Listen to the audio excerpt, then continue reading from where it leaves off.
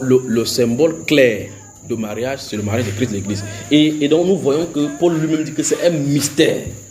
Il dit cela par rapport à Christ et à l'Église. Donc c'est pour ça qu'il dit que quand c'est pour le cas de mariage, c'est pas n'importe qui est désigné à enseigner là-dessus.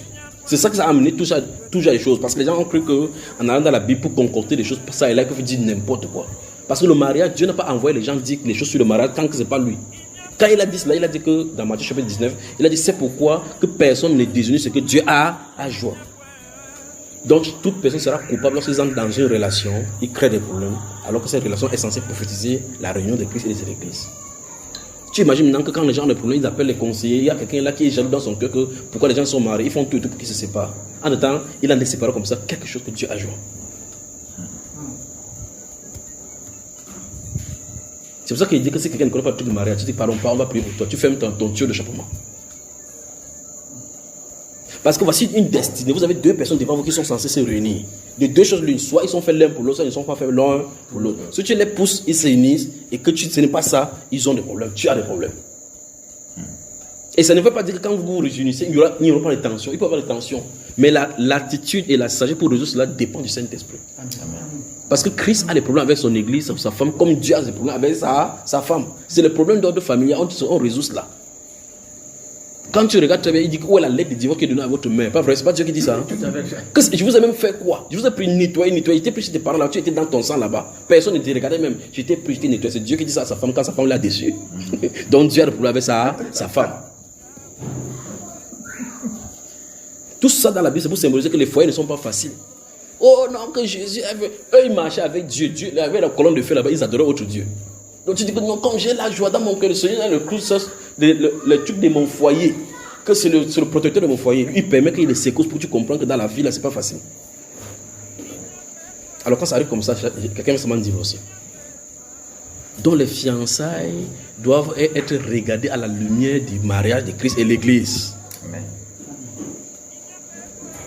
Vous comprenez?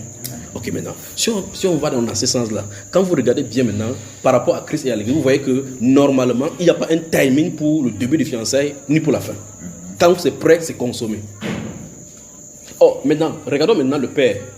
Le Père qui va engendrer ce mariage-ci, il a fixé un jour de cette noce-ci, pas vrai? Et ce qu'on attend que ce jour-là puisse être accompli, c'est que les préparatifs soient prêts, pas vrai? Ça veut dire normalement, la Bible nous enseigne que quand tout est prêt, avancez. Il n'y a pas une période fixe, il n'y a pas une date que je vais faire dans ça dans 3 ans ou ceci dans 2 ans. C'est pas cela. Il n'y a pas ça là-bas. Quand tu vois quand vous voyez la Bible présentée comme ça se pose que c'est entre vos mains de faire selon votre période. C'est ce que ça veut dire. Donc ça veut dire que, moi par exemple, quand il a rencontré ce Dieu, il a dit que mon ami, tu es ma femme. Pas vrai? Ça c'est bon, ça c'est moi. Vous comprenez? Amen. Voilà. Alors, la drague que tu fais vis-à-vis d'elle, c'est la drague que le Saint-Esprit fait vis-à-vis des gens. Il y a des gens qui sont résistants de Dieu, on prêche Dieu comme ça, ils te persécutent. C'est un peu comme un homme qui va draguer une fille. Alors que c'est sa femme, hein, elle lui fait ça Dieu. Tu fais n'importe comment, en temps pendant que tu fais comme ça, des filles tombent amoureuses devant toi, tu dis que tu n'aimes pas. Oh, c'est là où c'est Dieu que tu avances. Tu pars comme ça te casse la tête, on te fait des choses que tu es Dieu. C'est le type de personnes qu'on drague pour Christ, il résiste. Le jour où il tombe amoureux, on dit que oh, applaudissons pour le Seigneur. Jésus nous voit de tous les couleurs avec les mariages. D'accord? Toutes ces choses-là, ça se trouve en lui. D'accord, mon frère? Amen. Alors, donc, les fiançailles commencent lorsque tu regardes la personne, tu dis que mon cœur l'aime. À partir de cette instance, d'engager. D'accord? Donc, jusqu'à ce que vous entrez. Parce qu'on dit, c'est l'épouse de Christ là-bas. Quand tu parles de fiançailles, c'est un peu comme quand on parle de funérailles, par exemple. Quand on parle de funérailles, les gens tordent le sens du funérailles. Ils croient que le funérailles, c'est quand quelqu'un est mort, il a duré avant qu'on vienne faire le deuil. Non, non, non. Les funérailles parlent du moment que la personne est décédée jusqu'au moment où on l'enterre. C'est ça qu'on appelle les funérailles. En même temps, ce qu'on veut dénoncer, c'est l'idolâtrie qu'on fait après cela. Et on vient appeler plutôt ça funérailles, plutôt à cette période-ci. Donc, vous voyez qu'il y a tellement de choses. C'est vraiment tordu seulement. Quand tu dis que, tu vois, il y a des chrétiens qu'on ne comprend pas ça. À cause des pasteurs, ils disent, moi je ne fais pas de funérailles. Comment tu n'as pas fait de funérailles quand quelqu'un meurt, il faut qu'on l'enterre? Tu vois cela? Donc, ce qui est après, quand la personne est mise en terre, ce qui est après qu'on va faire des années, on n'appelle pas ça funérailles. Les funérailles, c'est la période qui parle du décès de la personne jusqu'à son enterrement. Cet intervalle, on appelle ça les funérailles. Nous, on appelle ça les obsèques. Les obsèques, vraiment. Donc, nous venons de répondre à la question. Pourquoi?